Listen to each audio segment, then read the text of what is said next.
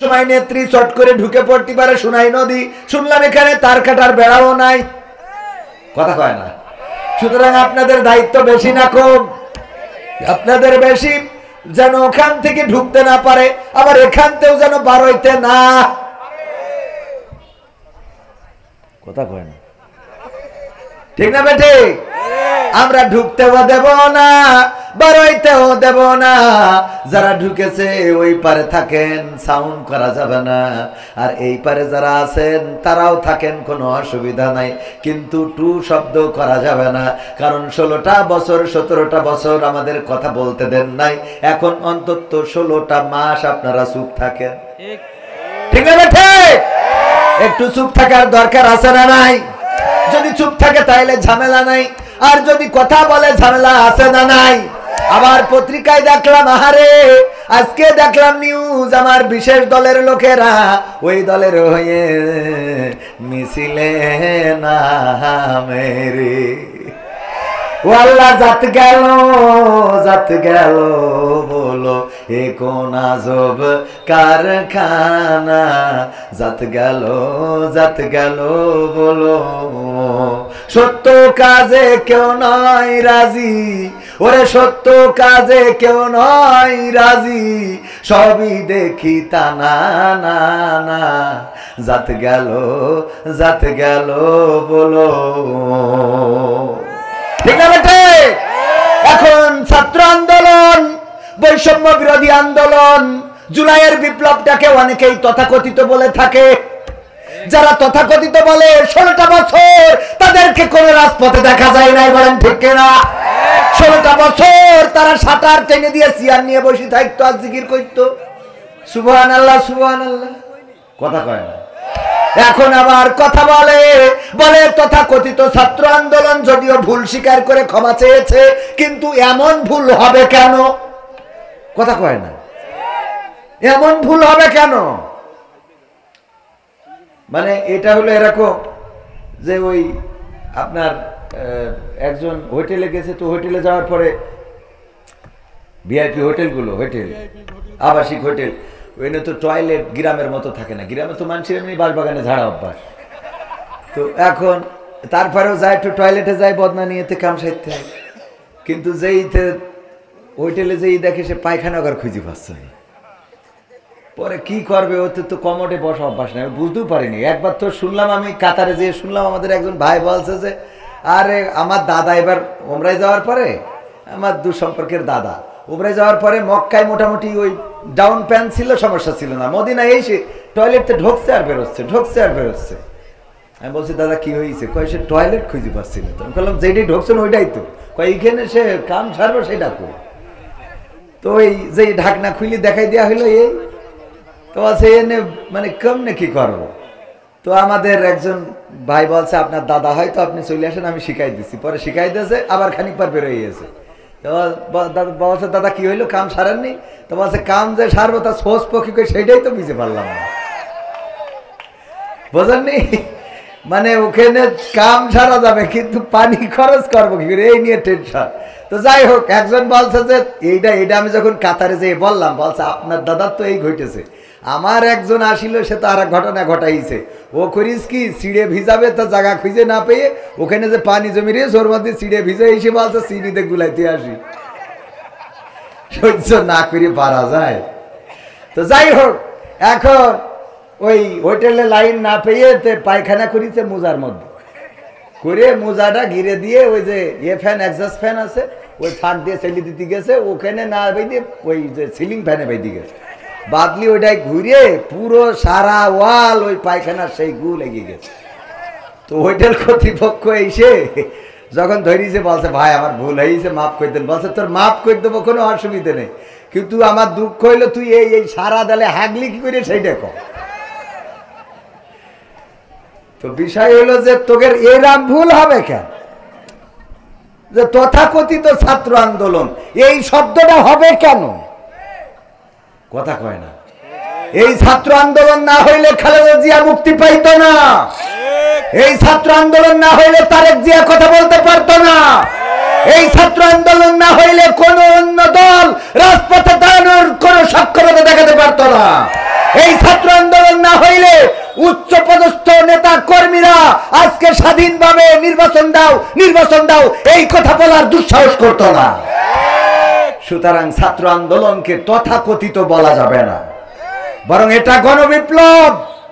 রক্ত দিয়েছে ছাত্ররা, হাজারেরও অধিক শহীদ হয়েছে, 20,000-এর অধিক আহত হয়েছে, হাত হারিয়েছে, পা হারিয়েছে, চোখ হারিয়েছে, কান হারিয়েছে।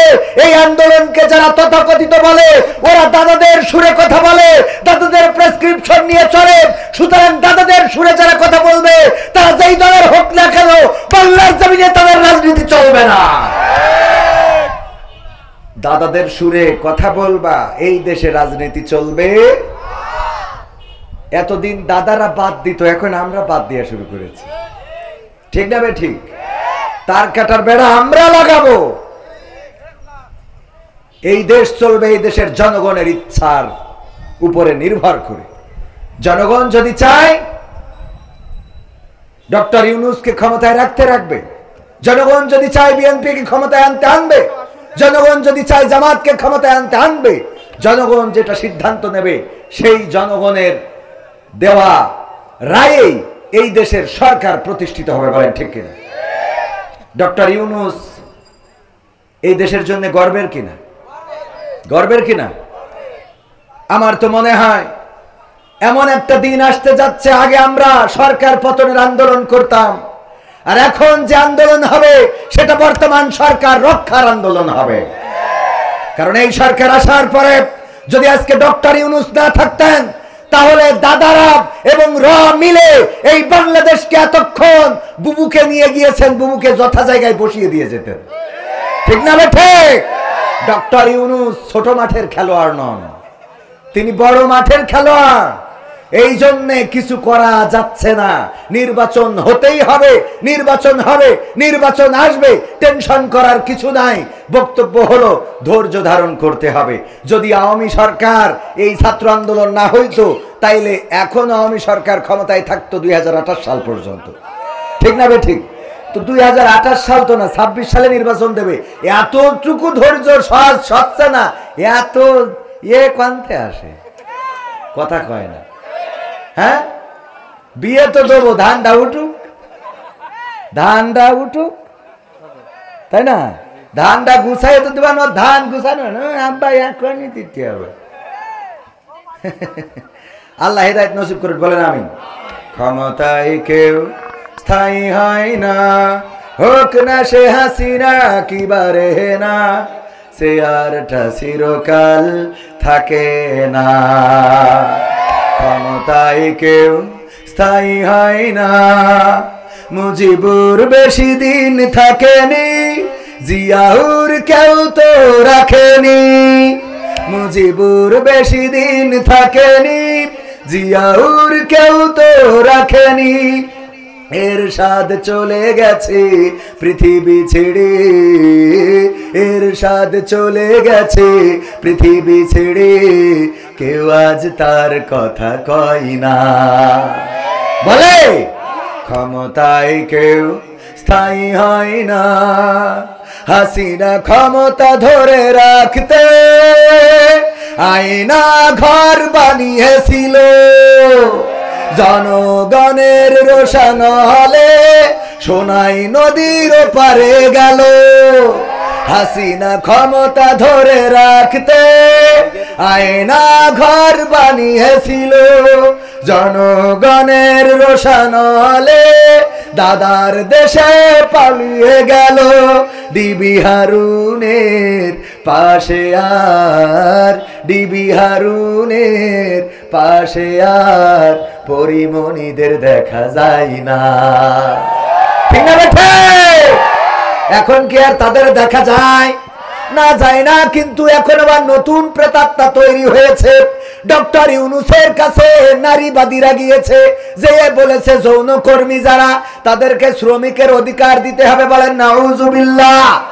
ওরা আবার বলেছে ধর্মীয় অনুশাসন মেনে চলার কারণে, ধর্মের নিয়ম নীতির কারণে আমরা আশঙ্কা করি যে নারীদের অধিকার নষ্ট হবে, নারীদের অধিকার ক্ষুণ্ণ হবে। অথচ ইসলাম এসেছে নারীদের অধিকার দেওয়ার জন্য। বলেন ঠিক কিনা? ডক্টর ইউনূসের কাছে যেই নারীবাদীরা গিয়েছে, পতিতাদের শ্রমিক হিসেবে স্বীকৃতি চেয়েছে, ওরা নারীদের পক্ষের লোক না বিপক্ষের লোক? কোন মা কি চায় তার সন্তান পতিতাবৃত্তি করুক? কোন ভাই কি চায় তার বোন পতিতাবৃত্তি করুক?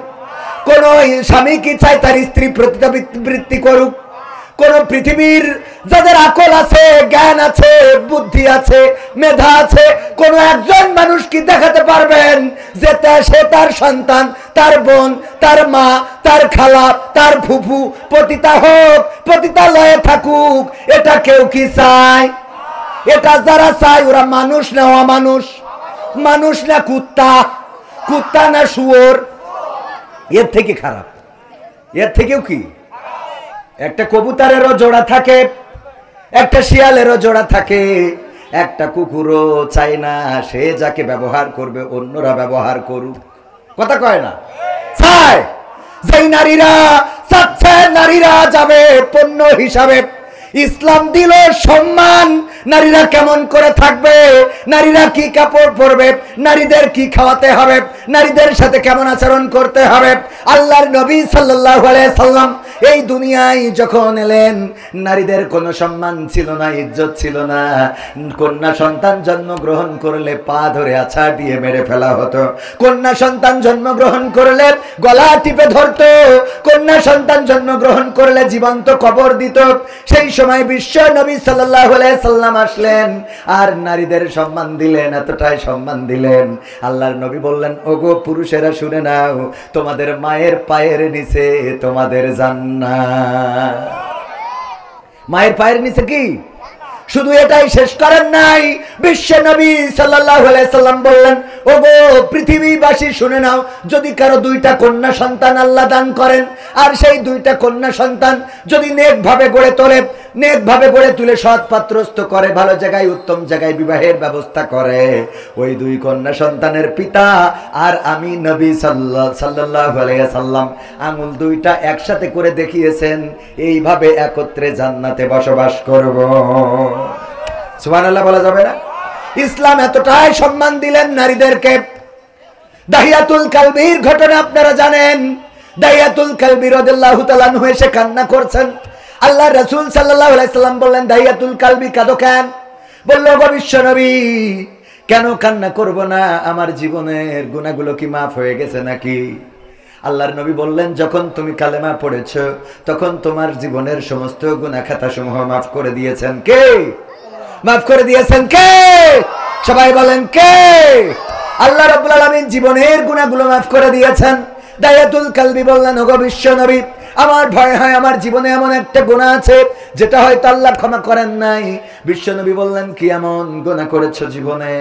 দাহিয়াতুল কালবি বললেন, ওগো বিশ্ব নবী, আমার স্ত্রী যখন গর্ভবতী, আমি তখন বাইরে গিয়েছিলাম ব্যবসার জন্য, কাজের জন্য, কর্মের জন্য, রুজির জন্য। আমি বাইরে গেলাম। আমি বাইরে যাওয়ার পরে যখন আমার স্ত্রী আমার বাইরে খবর পাঠালো আমার কন্যা সন্তান, আমার সন্তান প্রসব করেছে, কিন্তু সে মৃত, সে জীবিত না। আমি 3 বছর 4 বছর 5 বছর পরে যখন বাড়িতে আসলাম, আসার পরে দেখলাম একটা ফুটফুটে কন্যা সন্তান ঘুরে বেড়ায়। আমি বললাম, এই সন্তানটা কার? আমার স্ত্রী বলল, ওগো দাহিয়াতুল কালবি, এটা তোমার সন্তান। কি করে আমার সন্তান হয়? আমার সন্তান তো গর্ভে থাকাকালীন তুমি বলেছিলে মৃত সন্তান প্রসব করেছো। স্ত্রী বলল, ওগো স্বামী, আমি জানি তুমি কন্যা সন্তান হলে আমাকে মেরে ফেলার নির্দেশ দিবা। এত সুন্দর একটা বাচ্চারে কেমনে মারবো? দেখো কত সুন্দরী আমি নাম রেখেছি, জামিলা সুন্দরী। এই সুন্দরীরে তুমি এখন মারতে পারবা না। আমার ধারণা হলো ক্যামেরা লাগানো যাবে না। আমার অজনীতি হলে আমার অজের আগে শুরুতে আসতে হবে।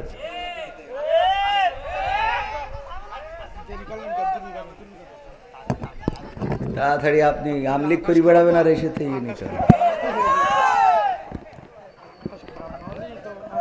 পাগল ওয়াজের মধ্যে এমনি লাইনে উঠে গেলে আবার বেলাইন হয়ে যায় না। এগুলো করতে ছোট মানুষ এমনি থাক, অত মারতে হবে না, আবার আরো মানুষ খুলবে পরে, নেন, অসুবিধা নেই।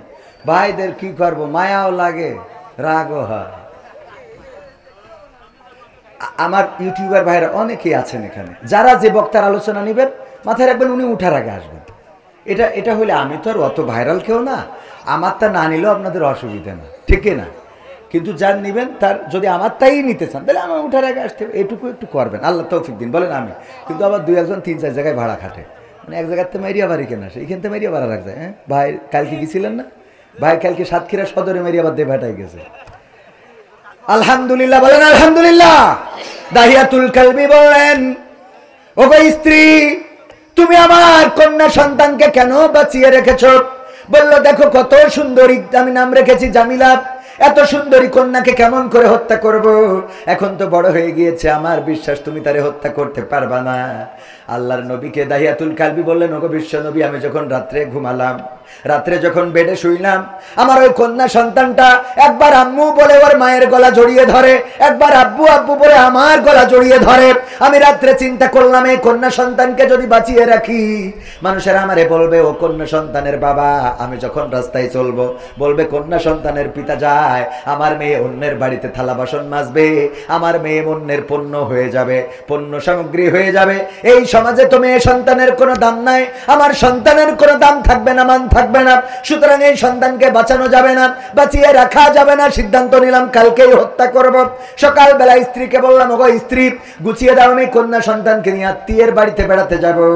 আমার সন্তানকে গুছিয়ে দিল বিশ্বাসে সরল মনে। আমি যখন আমার সন্তানকে নিয়ে যাই, মাঝে মাঝে পিছনে পড়ে যায়, সন্তান আব্বু আব্বু বলে দৌড়ে এসে আমার জড়িয়ে ধরে আর বলে, ওগো বাবা কত দূর আত্মীয় বাড়ি, এত দূরে কেন নিয়ে যাও? আমি যখন আমার গন্তব্যে পৌঁছে গেলাম, একটি পাহাড়ের কাছে, পাহাড়ের পাদদেশে পৌঁছালাম, সেখানে আমার সাথে নিয়ে যাওয়া অস্ত্র দিয়ে আমি গর্ত খনন করা শুরু করে দিলাম। আমি একটা গর্ত খনন করি, আমার দাড়িতে ধুলাবালি লেগে যায়, আমার কন্যা সন্তান দূরে খেলা অবস্থায় ফিরে আসে আর আমার কোলে বসে দাড়ির ধুলাটা ঝেড়ে দেয় আর বলে, বাবা এত কষ্ট কেন করো? এত কষ্ট করার তো দরকার নাই। দাড়ির ধুলাগুলো ঝেড়ে দেয় আর আমারে কষ্ট করতে নিষেধ করে। আমি সন্তানকে বললাম, মা দূরে যাও, খেলা করো, তোমারে ডাকবো আমার কাজ শেষ হয়ে গেলে। গর্ত খনন করা হয়ে গেল, আমি আমার কন্যাকে ডাকলাম, কন্যা এদিকে আসো, জামিলা আমার কাছে আসো। জামিলা আমার কাছে আসলো, আমি তার হাতে পায়ে আমার সাথে নিয়ে যাওয়া রশি দিয়ে বাঁধলাম, তারপরে আমি গর্তের মধ্যে ছুঁড়ে ফেলে দিলাম। আমার কন্যা সন্তানটা গর্তের মধ্য থেকে বারবার করে চিৎকার করে বলল, ওগো বাবা আমারে তুমি মাইরো না, বাবা গো আমারে তুমি হত্যা করো না, ওগো বাবা আমি তোমারে কখনো বাবা বলে ডাকবো না। আমি আমার মাকে জিজ্ঞাসা করতাম, ওগো মা সব সন্তানের বাবা আছে, আমার বাবা কোথায়? কিন্তু তুমি বাবা আমার আজরাইল হয়ে আসবা বুঝি নাই। ওগো বাবা ক্ষমা করে দাও এবারের মতো, আমি কখনো তোমাকে বাবা বলে ডাকবো না। আল্লাহর নবীকে দাহিয়াতুল কালবি বললেন, ওগো বিশ্ব নবী আমি আমার কন্যার কোনো কথা শুনলাম না, আমি একটা পাথর নিলাম, আমার পাথরটা আমি আমার কন্যার বুক সোজা বুক বরাবর নিক্ষেপ করে দিলাম। ওই ভারী পাথরটা যখন আমার কন্যার বুকের উপরে পড়লো, চারিদিক থেকে রক্ত ফিনকি দিয়ে বের হয়ে গেল আর মুখ থেকে একটা আওয়াজ বের হলো, আব্বা। আমি এখনো যখন পথ চলি হঠাৎ করে আমার কন্যার সেই আব্বা চিৎকারটা শুনতে পায়। আমার কন্যা যেন চিৎকার করে বলে, আব্বা আব্বা। এই চিৎকারটা আমি এখনো শুনি। আল্লাহর নবী যখন এই ঘটনা শুনছিলেন, কিতাবে এসেছে বিশ্ব নবী সাল্লাল্লাহু আলাইহি সাল্লামের চোখ থেকে অশ্রু ঝরে দাড়ি ভিজে টপ টপ করে মাটিতে পড়ছিল। আল্লাহর নবী বললেন, ওগো দাহিয়াতুল কালবি তোমরা জাহিলিয়াতের যুগে কতটা নিষ্ঠুর ছিলে, কতটা পাষাণ ছিলে, তোমরা এতটাই পাষাণ ছিলে, নিজেদের কন্যাদেরকে এমন ভাবে হত্যা করেছো, তোমরা নিকৃষ্ট ছিলে। কিন্তু শুনে নাও, আল্লাহ রাব্বুল আলামিন নারীদেরকে সম্মান দিয়েছেন, ইজ্জত দিয়েছেন, নারীদের সম্পদে অধিকার দিয়েছেন, নারীদের স্বামীর কাছে অধিকার দিয়েছেন, বাবার কাছে সন্তানের কাছে অধিকার দিয়েছেন। আর দাহিয়াতুল কালবি তুমি যখন কালেমা পড়েছো, ইসলামের নীতি নিয়ম কানুন মেনে নিয়েছো, তখন তোমার জীবনের গুনাহ খাতাগুলো মাফ হয়ে গিয়েছে। ওগো আমার ভাইয়েরা, ইসলাম এমন করেই সম্মান দিয়েছেন নারীদেরকে। আর এখনকার নারীবাদীরা তারা ইসলামের বাইরে যেয়ে নারীদের অধিকার খুঁজে বেড়ায়, অথচ তারা পতিতাবৃত্তিতে উৎসাহিত করে, পতিতাবৃত্তিকে তারা শ্রমিকের অধিকার খুঁজতে চায়। পতিতাবৃত্তি কোনো মানুষ পছন্দ করতে পারে না, যারা পছন্দ করে ওরা মানুষ না, ওরা কুত্তা, ওরা শূকর, ওরা শিয়াল, ওরা ভেড়া, ওরা ঘোড়া, বরং তার চেয়ে বালহুম আদাল, তার চেয়ে নিকৃষ্ট। ঠিক না বেঠে? এর চেয়ে নিকৃষ্ট না হইলে পতিতাবৃত্তি, আমি এটা কমন সেন্স লাগে নিজের মা যদি এই কাজ করে মানবে কেউ? আহা, ডক্টর ইউনূসের কাছে যারা গেছে এইগুলোরে ডক্টর ইউনূস সাহেব আবার নিয়ে ছবি তুলে ফেসবুকে দিয়েছে। এতে ছবি তুলে না, বরং সবগুলোকে আস্ত টানায় দেওয়ার দরকার ছিল। বলেন ঠিক কিনা? তামাশা। আমরা নারীদের সম্মান দিলাম যে তারা সম্মান নিয়ে থাকবে, স্বামীর ঘরে থাকবে, ইজ্জতের সাথে বসবাস করবে, সম্পদে অধিকার, সন্তানে অধিকার। আর পতিতাবৃত্তি করলে কি হবে? মানে থাকিরা যাবেন, এটা ভালো ছেলে, মানে খারাপরা যাবে, মদখোর, গাঁজাখোর, ফেন্সিখোর, ডাইলখোর, মুখ দিয়ে সুসর গন্ধ বেরোয়, ওরা যে ইতে টাকা দিয়ে হ্যাঁ হ্যাঁ, এটা চাই কি? এরা যারা চায় এরা মানুষ, আমার তো মানুষ, আমি তো এদের পশু বলতেও ঘৃণা হচ্ছে। বরং এর বাইরে কিছু আছে কিনা? আছে এলিয়েন, হাইওয়ান, হ্যাঁ কসা আর এক শয়তান। এরা পরে আর মনে হয় অস্কার খাই দেবে না। আমার এমপিরা সব কোথায় গেল বলবো? বললো তো তাই মনে পড়লো। এমপিরা সব কোথায় গেল, মন্ত্রীরা সব কোথায় গেল, কোথায় কাদের কাকা? তাদের ছাড়া দেশটা এখন লাগে ফাঁকা ফাঁকা। পালাবো না, প্রয়োজন হলে ফখরুলের বাসায় গিয়ে উঠব। ঠাকুরগাঁওয়ে বাসা আছে না, মনে আছে? পালাবে না, পালাবে না, যাই না তবু দেখা। পালাবে না, পালাবে না, যাই না তবু দেখা। তাদের ছাড়া দেশটা এখন লাগে ফাঁকা ফাঁকা, ওদের ছাড়া দেশটা এখন লাগে ফাঁকা ফাঁকা। আইন মন্ত্রী আটকে গেল আইনেরই ফাঁকে, দাড়ি ছাড়া দরবেশের ভণ্ড ভণ্ড লাগে। ঠিক না ঠিক? আইন মন্ত্রী আটকে গেল আইনের ফাঁকে, দাড়ি ছাড়া দরবেশের ভণ্ড ভণ্ড লাগে। শুনছি কত নেতা নেত্রী খাইতেছে ভাই ডান্ডা, বিচারপতি কালামানিকের ফাটিয়েছে আন্ডা। পলকের ঝলক গেল, পলকের ঝলক গেল থামিয়ে নেটের চাকা। তাদের ছাড়া দেশটা এখন লাগে ফাঁকা ফাঁকা, ওদের ছাড়া দেশটা এখন লাগে ফাঁকা ফাঁকা। কই গেল সেই সংসদেতে মমতাজের গান? সংসদে মমতাজের গান এখন আছে? মনির খানের অঞ্জনা চলে যাওয়ার পরে ও যে কটা ক্যাসেট করেছে, একটা ক্যাসেটও বাদ দিয়েছে অঞ্জনার নাম ধরি গান গাতে। সব কটা গেয়েছে না? আসিফ তার প্রিয়াকে হারিয়ে ও প্রিয়া, ও প্রিয়া তুমি কোথায় গেয়েছে না? গায় নাই? আবেদা জবেদা সবেদা যে যারে হারাইছে তার নাম ধরি গান গাইছে। মমতাজ আপারে এত সম্মান দিল, সে তার প্রিয় মানুষ হারাইতে রিক্সাওয়ালার কাছে যে বললো, ওরে ও রিক্সাওয়ালা তুই ধীরে ধীরে চালা, তোর সাথে বলবো আমার মনে কত জ্বালা। রিক্সাওয়ালার কাছে বলবে ওর প্রেমিক চলি গেছে। অথচ যেই নেত্রী ওরে এমপি বানাইলো, ওরে সংসদে উঠাইলো, সংসদে গান গাওয়ার ব্যবস্থা করলো, এই নেত্রী চলে যাওয়ার পরে একটা কথাও বলে নাই। ঠিক না বেঠে? ফাইটটা যায়, বুকটা ফাইটটা যায়। গাইলো, স্বামী চলি গেছে তাই মনে হয়, কিন্তু নেত্রী যাওয়াতে একটা গানও গায় নাই। আমি শিখাই দিছিলাম, আপা আপনি গান। আমার সোনার ময়না পাখি কোন বা দোষে দাদার কাছে গো,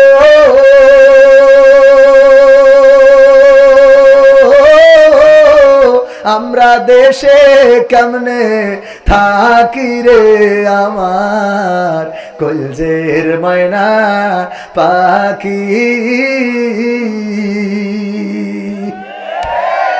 গাওয়ার দরকার ছিল না, ছিল না? তবে গাচ্ছে না তা না, হয়তো গান গায়, কিন্তু সেই গানটা এমন এখন হয়েছে দেখেন সব আদালতে তুলতেছে, কেউ ভেন্সি কাটে। শাহজাহান বলে আমাদেরও সময় আসবে। সময় তো তোমাদের ছিল, আবার নতুন করে কি আসবে? কথা কয় না?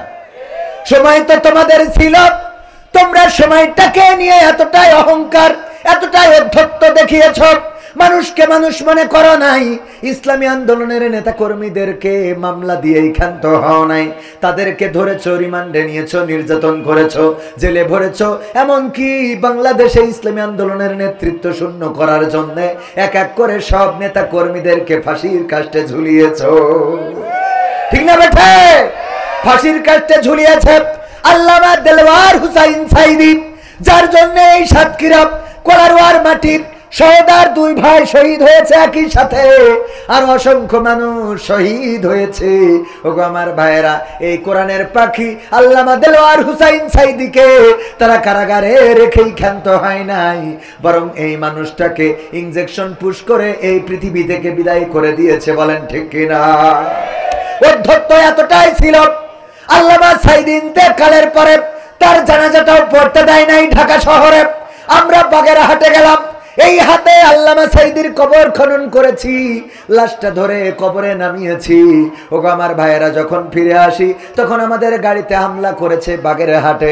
যারা হামলা করেছিলেন, খুলনায় যারা কবর দিতে দাও নাই, আল্লামা সাইদির ওসিয়ত ছিল যে তার কবরটা যেন সিদ্দিকিয়া আলিয়া মাদ্রাসায় হয়, কিন্তু সেখানে কবর দিতে দেয় নাই। ওইখানে দাঁড়ায় স্লোগান দিল, বাংলার ইহুদি দেলওয়ার হুসাইন সাইদি। বলেন নাউজুবিল্লাহ।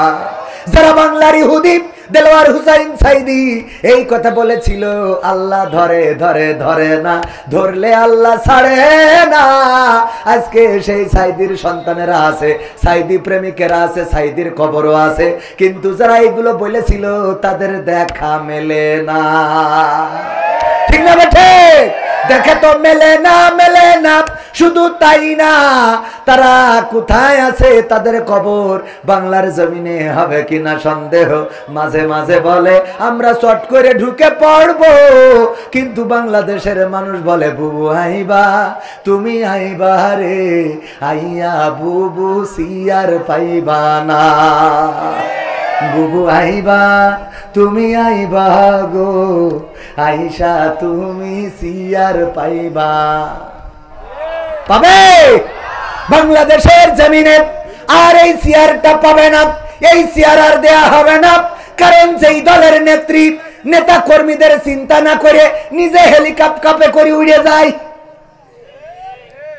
নিজের চিন্তা নিজে করে চলে গেছে। তুই তো দাদার কাছে যে ভালোই আছো, কিন্তু আমাদের যে কি অবস্থা এটা বুঝবা না, কথা কয় না।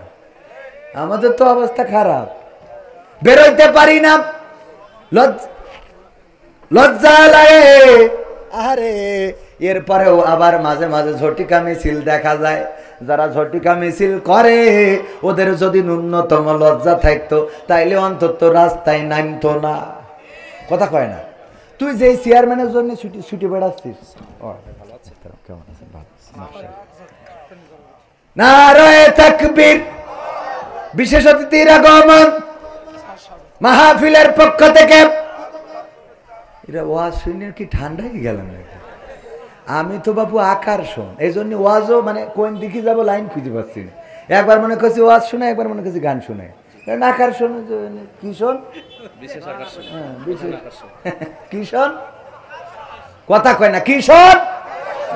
আচ্ছা, হাত তুলে মা বোনেরও আছে, একটু গান শুনতে হবে না? সব শোনাবো টাইমের মধ্যে ইনশাল্লাহ। রাজি আছেন শুনতে?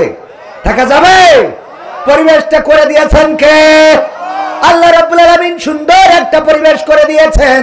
যেই সময় ঝড় হওয়ার কথা, বৃষ্টি হওয়ার কথা, সেই সময় আল্লাহ রাব্বুল আলামিন এত সুন্দর পরিবেশ করে দিয়েছেন। এইখানে যারা এসেছেন, যারা বসেছেন, যারা বাইরে আছেন, দাঁড়িয়ে আছেন, আল্লাহ কবুল করেছে আপনাদেরকে।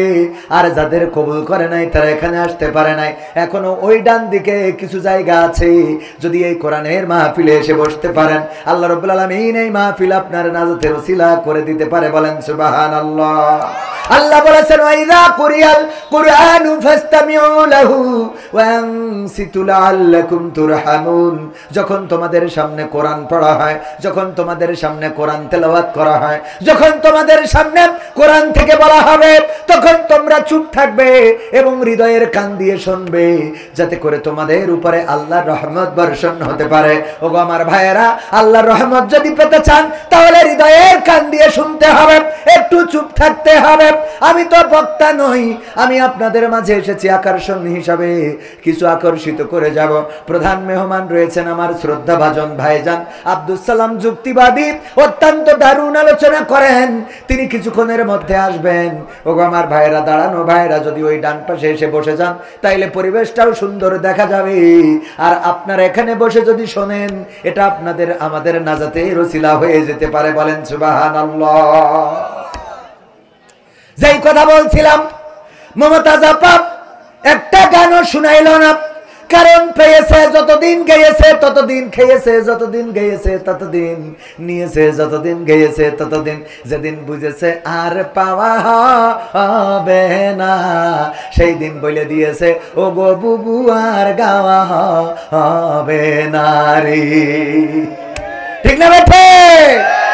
যতদিন পেয়েছে খেয়েছে নিয়েছে ততদিন গেয়েছে, আর যখন বুঝেছে আর পাওয়া খাওয়া নেওয়া হবে না তখন বলে দিয়েছে গাওয়া হবে না। তবে একদম গায় না তা না, মাঝে মাঝে গোপনে, না অসুবিধা নেই, মাঝে মাঝে গোপনে যেয়ে গায় ও আমার দরদি আগে জানলে তোর ভাঙা নৌকায় চড়তাম না, ভাঙা নৌকায় চড়তাম না, আর এই বিপদে পড়তাম না, ওরে বর্ডারেতে খাইলাম ধরা, বিসিটাও তো পাইলাম না,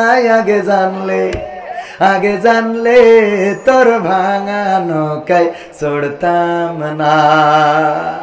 ঠিক না বেঠে?